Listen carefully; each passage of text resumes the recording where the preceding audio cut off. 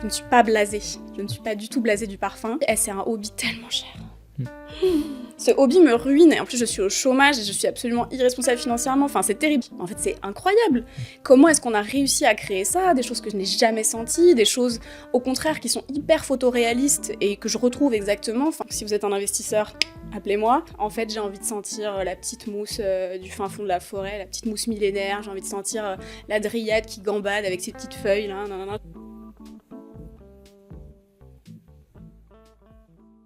Bonjour et bienvenue dans Parler du nez, je m'appelle Samuel Roland, je suis parfumeur indépendant et responsable de la parfumerie chez Kams et aujourd'hui je reçois Camille aka Parfumeur Zoo. Bonjour Samuel. Salut, ça va? Ça va, merci beaucoup de me recevoir. Avec plaisir, merci d'être venu. Alors, pour ceux qui ne te connaissent pas, est-ce que tu pourrais te présenter un petit peu? Oui, alors du coup, je m'appelle Camille, j'ai 33 ans, ça ne se voit pas, je sais.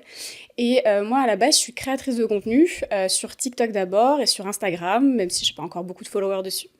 Donc, sur les réseaux, on m'appelle Parfumeur Zoo et je parle essentiellement de parfums de niche. Et j'ai un peu ma petite DA à moi, donc j'ai un peu des parfums que j'adore, j'ai un peu mes petites marottes. Et j'aime bien me décrire comme la créatrice de contenu préférée de vos créateurs de contenu préférés. Donc, voilà. Est-ce que tu pourrais nous parler un petit peu de ton parcours avant la création de contenu et avant la niche? Tout à fait. Alors à la base, je suis game designer, donc je crée des jeux vidéo et j'ai fait ça pendant quelques années. Et en fait, je me suis retrouvée un peu au chômage par hasard. Enfin, j'ai fait un petit burn-out, comme beaucoup. Et je me suis dit, ok, je vais faire une petite pause, je vais profiter de mon chômage. Et je me suis dit, c'est dommage, mais on se fait chier. Donc, qu'est-ce qu'on peut faire pendant ce chômage? On est obligé de se reposer, bien sûr, mais on peut faire des trucs cool. Et j'ai toujours été quelqu'un d'assez créatif. Et je me suis dit, et si je commençais sur les réseaux? Parce que je roll back un peu, mais à cette même période, en fait, je suis un peu tombée dans le TikTok parfum. C'était vraiment mon entrée dans la niche. J'ai commencé avec des créateurs de contenu plutôt anglophones.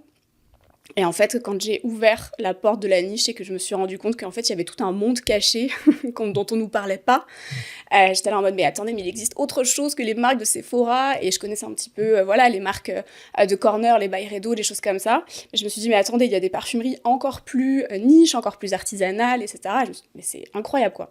Donc j'ai un peu ouvert cette porte-là, je ne l'ai jamais refermée. Ça fait peut-être un peu plus de 2 ans maintenant. Et je suis tombée vraiment, la tête la première. J'ai commencé avec, je m'en souviendrai toujours, avec le Discovery Set de Marlou, qui est une marque que je recommande 100%. Et en fait, c'est un premier Discovery Set que j'ai acheté, que j'ai senti, et je suis tellement tombée, mais en amour et en ébahissement et en tout ce que tu veux devant la mastery. Alors désolée, je fais beaucoup d'anglicisme parce que le jeu vidéo, mais ouais, devant cette maîtrise de l'artisanat, du parfum, de l'art même, enfin c'était une folie, quoi, folie. Donc voilà, c'est comme ça que j'ai commencé. Et du coup, c'est le parfum qui t'a amené à la création de contenu ou c'est la création de contenu qui t'a tiré vers le parfum? C'est plutôt le parfum qui m'a emmenée vers la création de contenu, parce qu'en fait, ce qui s'est passé, c'est que donc, j'ai découvert ces gens qui parlaient de parfum, j'ai découvère ces marques, j'ai commencé à commander des échantillons, puis à un moment, il a fallu justifier tous ces achats. Et je me suis dit... en fait, je rencontre tellement de marques et de parfums qui me parlent, et j'ai personne autour de moi avec qui partager ça, en fait. Et je commençais à saouler mes colocs, je commençais à saouler mes potes, et je voyais bien, ils me regardaient en mode, c'est super Camille, mais en fait, on s'en fout de ton parfum qui sent la biquette, ça nous intéresse pas. Et je me suis dit, bon, on va essayer de trouver des gens que ça intéresse. C'était le bon moment, j'avais du temps devant moi et je me suis lancée. Alors, j'ai jamais trop été quelqu'un de timide ou voilà, donc ça n'a pas été dur pour moi de me lancer. J'ai pris mon téléphone pourri à l'époque, qui était vraiment moche, j'avais un micro nul. Franchement, mes premières vidéos, on n'entend rien, c'est affreux. Mais j'ai juste commencé à faire des vidéos. Au début, c'était pas bien. Petit à petit, j'ai trouvé un peu mon public, j'ai trouvé des gens qui s'intéressaient à la même chose que moi et j'ai trouvé des gens avec qui échanger. Et franchement, ça m'a apporté tellement de choses, enfin, je regrette absolument pas. Mais ouais, c'est comme ça que je me suis lancée et c'était vraiment juste pour raconter aux gens ce que je sentais et que je trouvais merveilleux. Et pourquoi la parfumerie spécifiquement?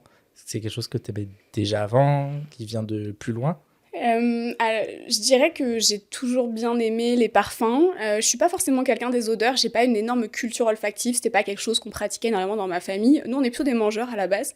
Mais en même temps, je rapproche beaucoup ce côté un petit peu, justement, aimer la nourriture, un peu foodie. Je suis un peu une foodie, je suis un peu technique sur la bouffe. Je sais pas faire à manger, mais j'adore manger. Je suis une experte qui pratique le manger et non la cuisine.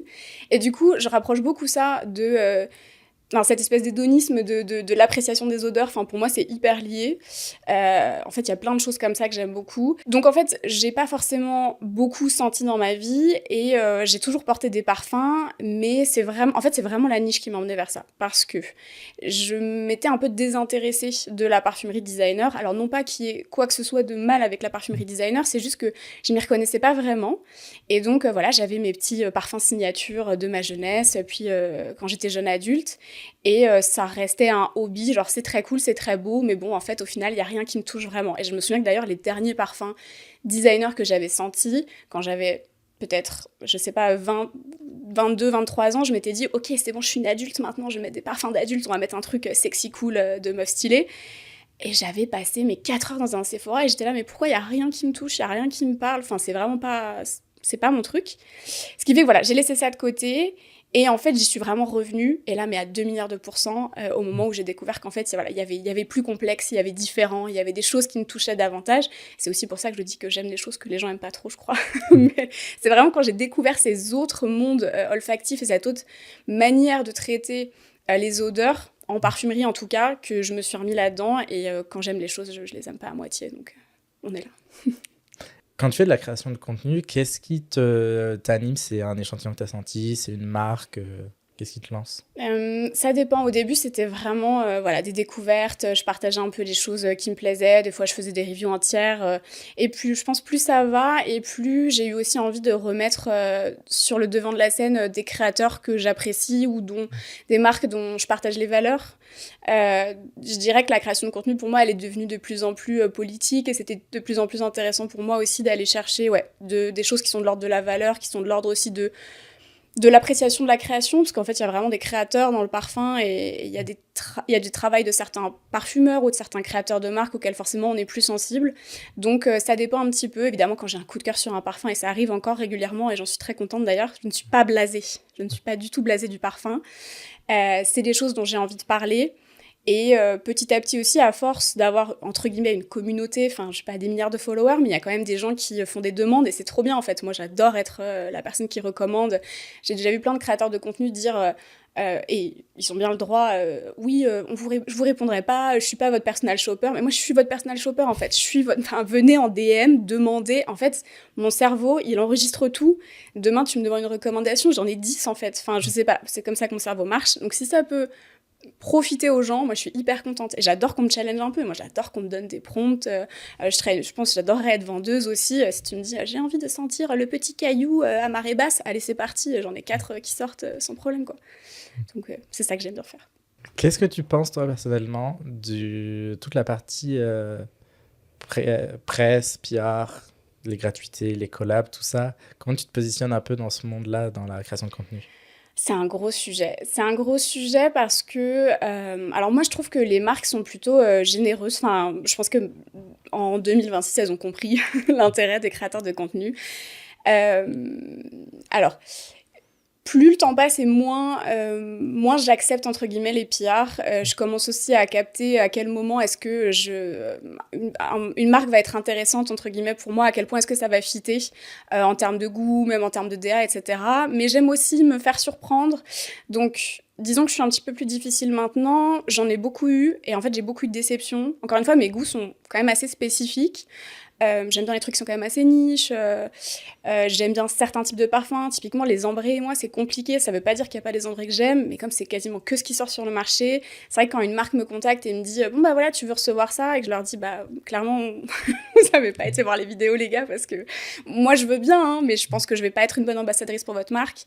Donc, il y a un peu ce rapport-là aussi c'est assez rare que ce soit vraiment qualitatif. C'est-à-dire, c'est assez rare qu'il y ait une marque qui fasse vraiment l'effort. Il y en a eu, mais c'est rare, qui fasse l'effort de me dire bah, en fait, j'ai regardé ton contenu, et je sens qu'on va pouvoir collaborer ensemble. Je trouverais ça tellement plus...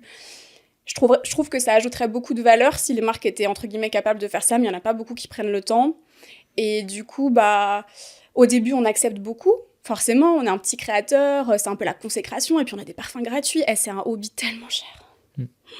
Ce hobby me ruine et en plus je suis au chômage et je suis absolument irresponsable financièrement. Enfin, c'est terrible, donc évidemment qu'on accepte. Évidemment que c'est aussi entre guillemets une juste rétribution du travail qu'on fournit. Après, on le fournit parce qu'on le veut bien aussi, faut arrêter. Voilà, moi j'ai pas commencé à dire aux gens payez-moi, payez-moi, je m'en fous. J'ai pas du tout envie de rémunérer cette activité, c'est mon hobby. Donc si on m'offre des parfums, c'est cool, ça m'évite de dépenser mon argent que je dépense déjà en échantillons et en parfums que j'aime, etc. Mais je pense que la création de contenu, pour moi en tout cas, et chacun fait bien ce qu'il veut, devrait rester ce hobby. Et je cherche plutôt maintenant, en tout cas, des collaborations qui ont un peu plus de sens, parce que quand on aime une marque, quand on s'aligne avec un créateur, en fait, c'est tellement plus agréable de parler d'eux. Enfin, moi, je parle un peu aussi des mêmes marques tout le temps parce que je les adore, parce que j'ai envie de les soutenir, parce que j'ai envie de leur donner de la visibilité volontairement, et je m'en fous d'être payée. Juste, je trouve que c'est des gens bien, je trouve que c'est des marques bien, je trouve que c'est des parfums bien. En fait, je vais parler de vous, parce que ça me fait plaisir. Et si j'ai pas envie de parler de vous, je le ferai pas, et merci, bisous, au revoir, quoi.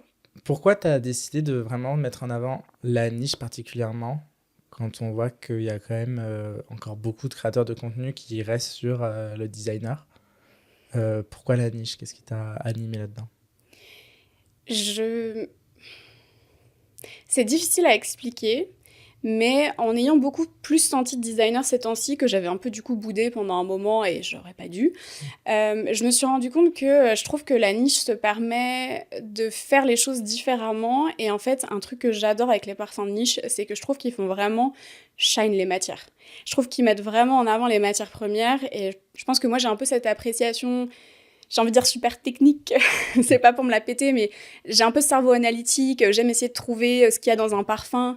Et en fait, je me rends compte que la manière dont sont formulés les designers, c'est beaucoup plus harmonieux quelque part, ça recherche des choses bien fondues entre elles et c'est très beau. Mais en fait, qu'est-ce qu'on a dit après qu'on a dit d'un parfum qu'il est beau, quoi. Et moi, j'ai envie de choses qui me grattent un peu, j'ai envie de choses qui viennent me chercher là où j'avais pas envie d'être. Et en fait, waouh, c'est pas mal. J'ai envie de... J'ai envie aussi de sentir des choses, parce qu'en fait, c'est ça qui est beau avec la niche, c'est qu'il y a des choses que je trouve absolument importables, pour moi. Il y en a plein, mais je les trouve magnifiques. En fait, c'est incroyable. Comment est-ce qu'on a réussi à créer ça? Des choses que je n'ai jamais senties, des choses, au contraire, qui sont hyper photoréalistes et que je retrouve exactement. Enfin, c'est un peu toutes ces sensations et toute cette palette d'émotions que je retrouve dans la niche et que moi, personnellement, en tout cas, j'ai du mal à trouver dans les designers. Après, encore une fois, c'est un goût qui est très personnel. C'est Madea. Il y a plein de parfums de designers que j'aime quand même beaucoup. Je reste très sensible à plein de plutôt des maisons ou des parfumeurs, mais donc je veux vraiment pas dire que le designer ne vaut rien. Au contraire, enfin vraiment, la niche serait pas ce qu'elle est sans le designer, etc. Mais c'est vrai que moi, c'est quelque chose, je pense par mes goûts personnels, c'est quelque chose qui me touche vraiment plus et qui me fait voyager plus, qui m'ouvre un peu, ouais, toujours des portes de monde merveilleux, quoi. Et tu parlais justement d'avoir un cerveau un peu analytique et de chercher les matières premières. En parallèle de cette partie création de contenu, tu as commencé une formation chez 5e Sens. Est-ce que tu peux nous en parler un petit peu? Ouais, ça a été une décision qui a été un peu difficile à prendre. Donc en fait, quand je me suis mise, je le disais tout à l'heure, à la création de contenu, j'étais au chômage et c'était vraiment juste un hobby. Et puis en fait, petit à petit, on rencontre des gens, on apprend des choses sur une industrie. Moi, en parallèle, je continue à pas réussir à trouver de taf, parce qu'en fait, spoiler alerte, le jeu vidéo ne se porte pas bien. Donc c'était un peu compliqué pour moi. En fait, je me suis retrouvée dans une position où je me suis dit, bon, je crois qu'il va falloir que je me réoriente parce que j'ai pas trop le choix par rapport à des choix de vie que j'ai faits, etc. Notamment vivre à la campagne, ce genre de choses. Qu'est-ce que je pourrais faire de ma vie? Et puis au début, forcément, on pense un peu au parfum, on rêve un peu, on dit « Oh là là, ce serait tellement merveilleux de faire partie de ce milieu-là ». Mais bon, c'est tellement loin, c'est tellement différent. Enfin voilà, moi je suis designer, mais pour des choses qui n'ont tellement rien à voir. Enfin, c'est tellement loin de moi, je viens pas du luxe, je suis pas business, je suis pas tout ça, donc on le met de côté. Puis j'ai exploré d'autres choses. Alors, spoiler alert, j'ai failli, dans toutes ces histoires dans toutes ces histoires de réorientation, voilà, j'ai failli être conseillère pénitentiaire, j'ai pensé à être agent d'artiste aussi, on a pensé à beaucoup de choses, je suis une femme complexe. Et puis, à la fin, en fait, quand on a regardé tout, je me suis dit, mais il reste le parfum, quoi. Il reste, si je creuse vraiment, si je vais au bout, il reste ça. Ok, bon, maintenant qu'on a décidé qu'on voulait faire un truc dans le parfum, qu'est-ce qu'on fait? La vente, c'est intéressant, mais moi, encore une fois, j'habite à la campagne, il n'y a pas de parfumerie de niche près de chez moi, j'ai pas envie de me lancer forcément là-dedans. Bon, il reste plus qu'à lancer une marque. Et ça a été vraiment une décision difficile à prendre. Je suis toujours un peu dans ce processus-là, mais c'est vrai que du coup, la première étape avant ça, pour moi, c'était de connaître un petit peu plus la manière dont on fait le parfum, en fait. Les matières, la logique derrière la création d'un parfum. J'y connaissais absolument rien. Moi, j'étais vraiment, dans mon contenu, en tout cas, j'étais vraiment en train de sentir. J'étais la personne qui reçoit, j'étais vraiment une consommatrice, quoi. Et je trouve ça très, très cool comme rôle. Mais je me suis dit, OK, comment ça marche? Et pour moi, je pense que c'est pas du tout obligatoire et qu'il y a pas de... Chacun fait comme il veut, mais pour moi, c'était important de passer par une formation. J'avais un peu de sous de côté et du coup j'ai cherché un peu, mais alors c'est difficile de trouver des formations professionnelles parce que moi l'idée c'est que je continue à bosser un peu à côté, je fais du freelance encore à l'heure actuelle pour vivre et j'arrive à la fin de mon chômage donc voilà. Et c'était important de trouver quelque chose d'un peu rapide, d'un peu efficace et c'est comme ça que je suis tombée sur la formation de Cinquième Sens qui reste un investissement mais que je trouvais vraiment nécessaire pour être sûre dans cette logique de projet de marque. Je pense que je l'aurais pas fait comme ça, out of nowhere, mais dans cette logique de marque, c'était important pour moi d'être sûre que j'allais pouvoir sortir des parfums au niveau des attentes que j'ai. Je voulais pouvoir challenger des parfumeurs, je voulais pouvoir être capable de sortir vraiment le parfum que j'ai en tête au niveau de complexité où j'ai envie de l'amener. Et la vérité, c'est que là, j'arrive à la fin de cette formation. Et en fait, ça m'a appris tellement de choses. J'ai compris tellement de trucs sur comment on fait un parfum, sur comment fonctionnent les matières premières entre elles. Je pense, une compréhension qui est vraiment beaucoup plus fine. Et j'ai aussi compris que je ne suis pas du tout sûre d'avoir envie de faire des parfums moi-même. Donc, c'est pas du tout... voilà, c'était hyper intéressant. Je dirais pas que n'importe qui a besoin de faire ça pour lancer une marque. Je pense que c'est pas du tout nécessaire. Mais pour moi, c'était un processus pour me mettre le pied à l'étrier, pour me donner aussi à moi-même une légitimité. Parce que passer de la création de contenu au real deal, c'est compliqué, quoi. Débarquer et dire « Salut, salut tous les parfumeurs, là, je sais qui vous êtes, mais qu'est-ce que je fous là, moi ?» J'avais besoin un peu de ça, et donc je suis toujours dans ce processus-là. Mais c'est comme ça que ça s'est passé. Et du coup, la suite de cette formation et l'après, qu'est-ce que tu vois? Du coup, le plan, c'était de faire la formation. Alors, juste pour en parler un petit peu, moi, je fais la première partie d'une formation qui s'appelle Designer Olfactif et qui est une formation qui, à la base, vise à permettre aux gens d'apprendre à formuler. En tout cas, d'apprendre les bases de la formulation. Donc, c'est plutôt une formation qui a visé de vous rendre parfumeur, entre guillemets. Moi, je ne fais que la première partie, qui est l'apprentissage des matières premières. Alors, il y a tout un tas de cours autour sur l'histoire de la parfumerie, sur, en effet, comment on formule... Enfin, il y a des petites bases sur comment on formule et c'est quoi la théorie derrière. Mais j'ai pas du tout fait de pratique. Et moi, j'étais vraiment dans cette logique de, je fais cette première partie, peut-être plus tard, dans quelques années, j'aurais envie de faire la partie formulation si j'ai envie de faire mes propres parfums, mais j'avais très bien compris que c'était un taf à part entière. Et en fait, moi, l'objectif, c'était vraiment de réussir à lancer une marque, parce que je me suis rendu compte qu'en fait, c'était possible et c'était pas si dur que ça. Alors, attention, c'est quand même très difficile, mais j'ai vu d'autres gens le faire, j'ai des contacts maintenant qui sont là-dedans et qui me soutiennent aussi dans le projet. Donc la next step, là, c'est vraiment de bosser sur la partie financement, qu'on appelle aussi la grosse moula, et d'aller chercher de la thune. Donc, si vous êtes un investisseur, appelez-moi, d'aller chercher de l'argent pour permettre à ce projet de voir le jour. Et je me suis rendu compte que même si c'était terrifiant de se lancer là-dedans. Je n'ai jamais fait ça. Qu'est-ce qu'une marque? Qu'est-ce que le business? Qu'est-ce qu'une entreprise? Non, j'en ai aucune foutue idée. J'aime juste sniffer des trucs à la base. Je me suis rendu compte que quand on est entouré des bonnes personnes, tout est beaucoup plus facile. Et j'ai vraiment eu tellement d'aide et tellement de soutien. Et ça vient aussi de la création de contenu, en fait. Par la création de contenu, j'ai rencontré un milliard de personnes qui sont juste extraordinaires et qui sont là, mais on te donne toutes les infos, Camille, il n'y a pas de problème, et qui me soutiennent encore maintenant, et sans elles, je pourrais rien faire. Donc, next step, la thune, mais le projet est déjà bien avancé, je sais ce que j'ai envie de faire, et j'espère que ça verra le jour et que tu me réinviteras dans un an et demi, pour parler de ce que j'ai fait. Avec plaisir. Tu disais qu'en 2026, les marques comprenaient mieux l'intérêt de la création de contenu. Tu penses qu'on en est où dans la niche en termes de création de contenu et le rapport aux marques? J'ai l'impression que les marques s'y intéressent rendre compte qu'elles ont plus trop le choix et qu'il y a vraiment un espèce de mouvement populaire lié au parfum, dont en plus je fais même pas tellement de partie parce que, comme je l'ai dit, je fais des trucs assez niches, j'ai des goûts assez niches et je suis pas forcément représentative. Mais il y a un vrai engouement de la part du public et des passionnés pour la parfumerie de niche. Et je pense que, comme moi je suis rentrée dedans de cette manière, je pense que beaucoup de gens rentrent dans la niche grâce aux créateurs et créatrices de contenu. Et que c'est une super porte d'entrée. Parce qu'en fait, on s'identifie à quelqu'un et tout de suite on se dit «Ah, il a les mêmes goûts que moi». Du coup, je vais aller sentir en priorité ce qu'il va me recommander, etc. etc. Je parle même pas des histoires de blind buy, c'est scandaleux, ne faites pas ça, mais bon, bref. Mais moi, ça m'arrive, voilà. Personne n'est parfait.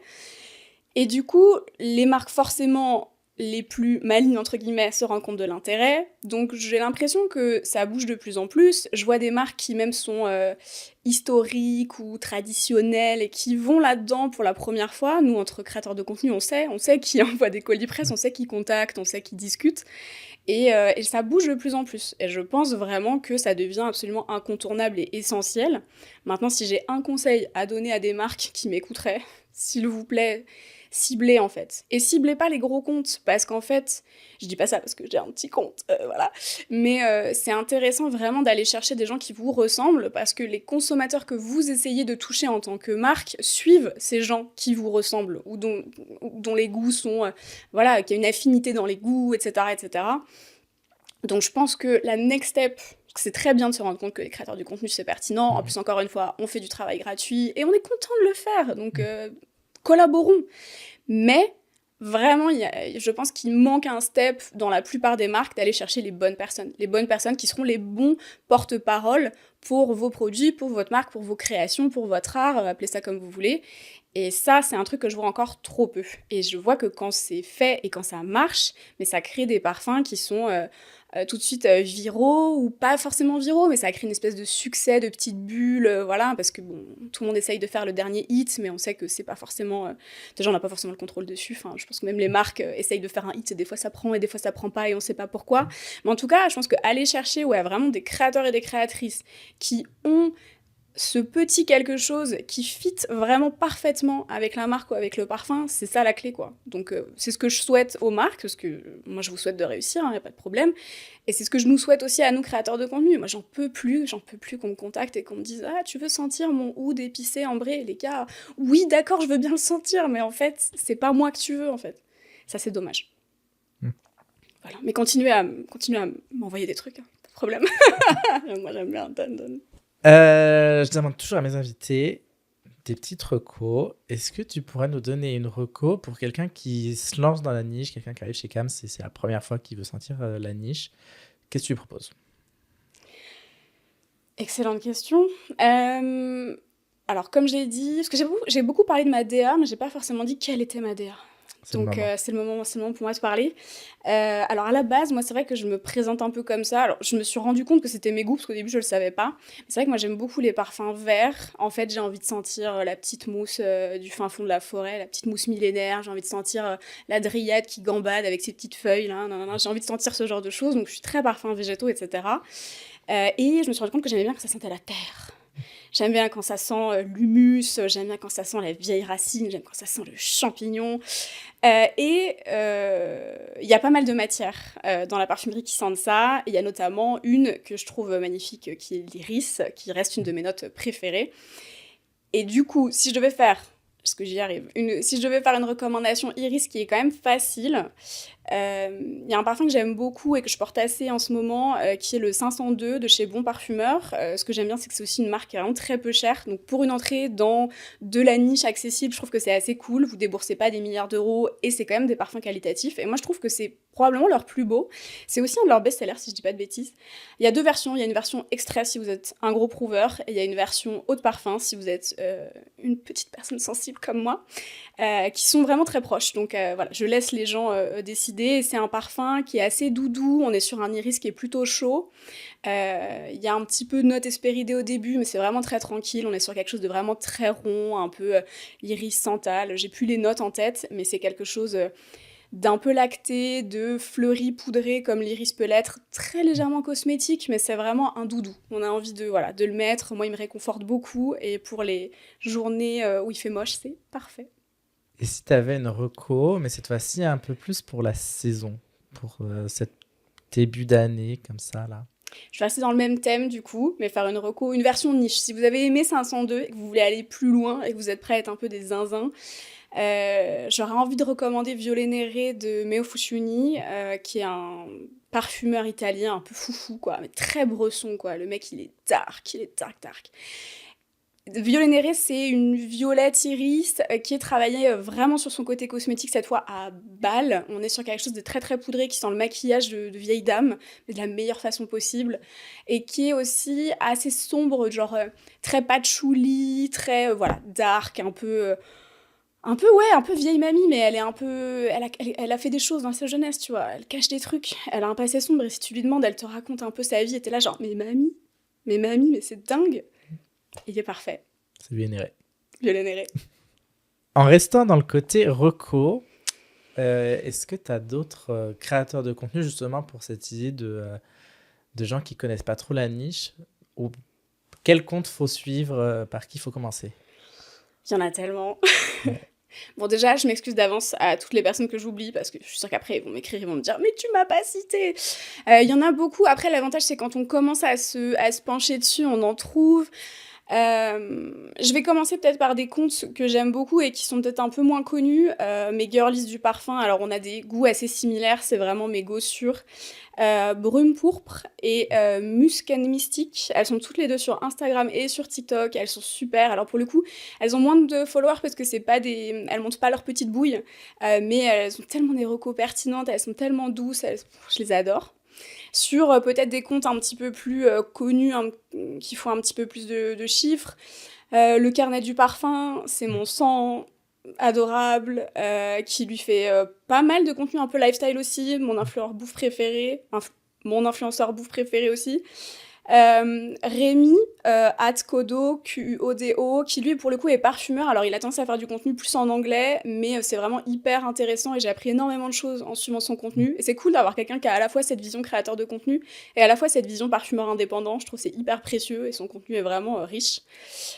Euh, Franchement, je vais citer Bisvinaigre pour le principe, mais vous connaissez déjà tous Bisvinaigre, vas-y, c'est bon, il m'a saoulé lui, tout le monde le connaît, mais je l'adore, un amour, un petit cœur. Et puis en vrai, il y en a plein d'autres, mais je peux pas tous les citer, mais le parfum du jour qui s'est lancé sur YouTube aussi, que j'adore, Oksana Scent qui fait aussi la distribution, mais qui fait quand même du contenu, et c'est hyper cool d'avoir ça. T'as déjà reçu Manon, donc on va pas aller de ce côté-là. Mais voilà, il y a plein de personnes très chouettes, c'est des personnes un peu plus niches. Jane, Sniff, Fit or Miss It. Bref, s'il vous plaît, cherchez-les. Ils sont tous super, je les adore. Et les gens qui créent du contenu sur le parfum sont des nerds, premier, déjà. C'est vraiment tous des énormes nerds, et de deux, sont tous des petits chouchous. Je n'ai eu aucun problème, aucun drama, aucun truc de merde et tout. Franchement, genre, les gens sont adorables. Donc tant mieux. Et franchement, c'est mon message aux gens qui auraient envie de se lancer, mais si vous hésitez, mais rejoignez en fait. Il y a toujours de la place pour créer du contenu, il y a toujours de la place pour toutes les voix, pour tout le monde, pour toutes les sensibilités. C'est vraiment... Bien sûr, il y a déjà beaucoup de gens, mais il y a de la place pour vous aussi, en fait. Et je pense que plus de gens devraient se lancer. Moi, je ne regrette pas, donc je peux que dire aux gens de le faire. Trop bien. Et accessoirement, on essaiera, si j'oublie personne, de taguer tout le monde. Comme Merci ça, vous pour pourrez eux. retrouver tous les créateurs de contenu super tip top. Justement, au niveau création de contenu, est-ce que tu peux nous dire où est-ce qu'on peut te retrouver? Sur quelle plateforme? Comment? Tout ça, tout ça. Alors, je suis principalement sur TikTok parce que j'aime beaucoup ce format où je blablate devant mon téléphone. Sur donc @parfumorzu, Parfumorzu. Oui, je sais, c'est compliqué. Je n'y ai pas réfléchi quand j'ai lancé mon compte. Morzu était juste un surnom que j'avais.